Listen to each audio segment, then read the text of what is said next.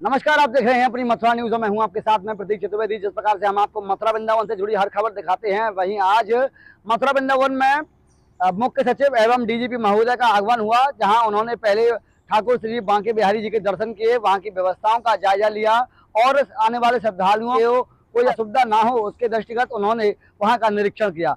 वहीं उसके बाद में उन्होंने टीएफसी गेस्ट हाउस में एक बैठक की। वहीं उनके द्वारा आगामी मुड़िया पूर्णिमा मेले के विषय में जानकारी दी गई और कहा गया कि जिस प्रकार से मथुरा वृंदावन में लाखों की संख्या में श्रद्धालु आते हैं, वही आगामी मुड़िया पूर्णिमा पर मथुरा वृंदावन में श्रद्धालु हैं, इनकी संख्या बढ़ भी सकती है और ये श्रद्धालु लगातार अभी से आना चालू हुआ, तो उसके दृष्टिगत उन्होंने यहाँ की व्यवस्थाओं का जायजा लिया और संबंधित अधिकारियों को उचित दिशा निर्देश दिए।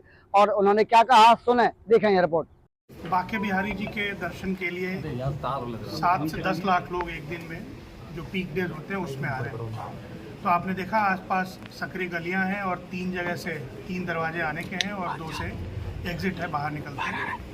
तो माननीय मुख्यमंत्री जी की यही चिंता है कि इस भीड़ को कैसे व्यवस्थित करके और सभी लोगों को दर्शन की व्यवस्था बनाई जाए। इसीलिए मैं और डीजीपी साहब यहाँ पर आए हैं और सभी मंडल स्तर के और जनपद स्तर के अधिकारियों के साथ वहाँ पे हम लोगों ने उस क्षेत्र का दौरा किया है और पार्किंग वगैरह भी इसके बाद हम लोग देखेंगे।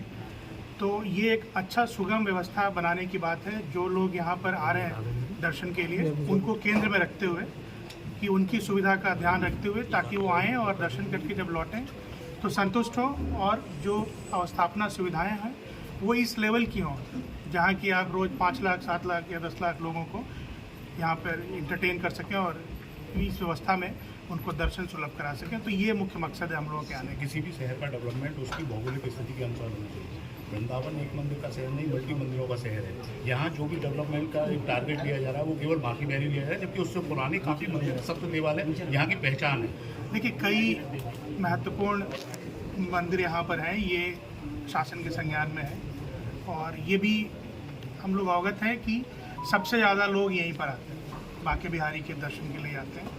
तो इसमें महत्वपूर्ण कम या ज़्यादा की बात नहीं है, बात क्राउड के मैनेजमेंट की है। कुछ मंदिर ऐसे हैं जिनके पास बहुत बड़े बड़े परिसर उपलब्ध हैं, तो वहाँ पे कितने भी लोग आएँ उनको उस तरह की असुविधा नहीं होती है। लेकिन बांके बिहारी मंदिर जिस तरह से बीच शहर में संकरी गलियों से और मोहल्ले में घिरा हुआ है, तो वहाँ पर एक क्राउड मैनेजमेंट प्रॉपर करना ज़रूरी है, खास करके जब अभी ज़्यादा लोग दर्शन के लिए आएंगे। तो ये मकसद है आने का, बेटर इंफ्रास्ट्रक्चर डेवलप करना और लोगों को अच्छी सहूलियत हो दर्शन करने में, ये व्यवस्था बनाना। सर, बांके बिहारी के कॉरिडोर को लेकर के भी कुछ आगे का प्लान नहीं, उसके बारे में आज ऐसा कुछ नहीं था। ट्रैफिक को लेकर के प्लान किया जाए। मथुरा में इस तरह का प्लान है कि यहाँ के लोग ही अपने शहर में कवर होकर रह जाते हैं, सारी रोड ब्लॉक कर दी जाती है, यहाँ तक कि हॉस्पिटल के आगे तक बैरियर लगा दी जाती है।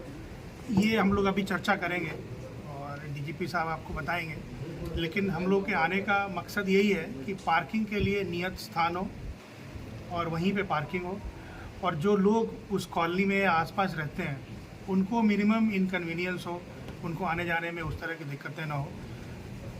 तो ये व्यवस्था हम लोग को बनाने की। सर, फोर्स कुछ और ज़्यादा लगाने का कुछ प्लान है, जिस तरह से पहले जो घटनाएं हुई हैं या भीड़ जो आ रही है उसको लेकर? आपको डीजीपी साहब बताएंगे, बट भीड़ को व्यवस्थित करना, कंपार्टमेंटलाइज करना, जगह जगह पे रोक कर उनको आगे बढ़ाना, जैसे स्पेस अवेलेबल हो अंदर मंदिर में, ये सब क्राउड मैनेजमेंट के बेसिक प्रिंसिपल्स हैं, इसको फॉलो कराया। सर, अभी बड़ा चैलेंज है मुड़िया पूर्णिमा मेला, जैसे हाथरस में भी घटना हुई है, उसके बाद में क्या चेंज है लिए जा रहे हैं और किस तरह से इस पूरे मेले को? समुचित व्यवस्था होगी, जो भी श्रद्धालु इसमें आ रहे हैं मुड़िया पूर्णिमा में, और काफ़ी बड़ी भीड़ आती है उसमें तो, और वो काफ़ी लंबा भी चलता है, तो उसकी सारी व्यवस्थाएं तो निश्चित की जाएंगी।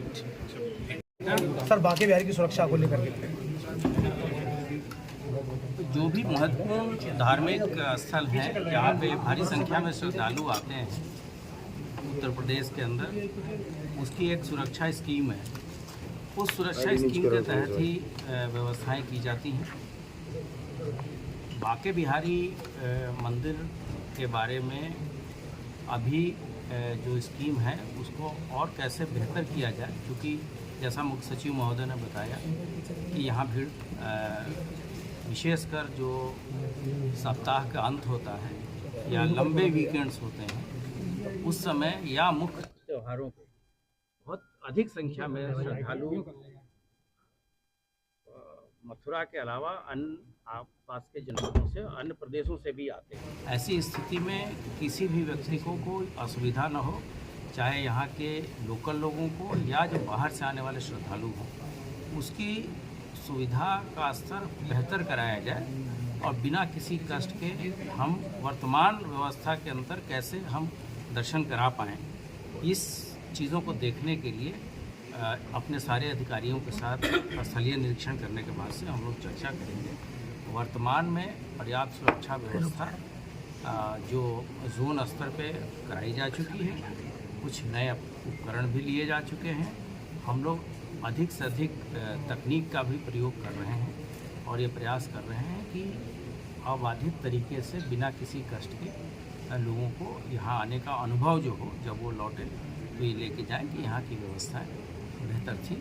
और जहाँ तक ये पूर्णिमा मेले का सवाल है, उसके लिए पर्याप्त सुरक्षा बल समय से मुहैया कराया जाएगा। सभी वरिष्ठ अधिकारी यहाँ रहेंगे, जोन सेक्टर में क्षेत्र को विभाजित करके व्यवस्थाएं कराई जाएंगी।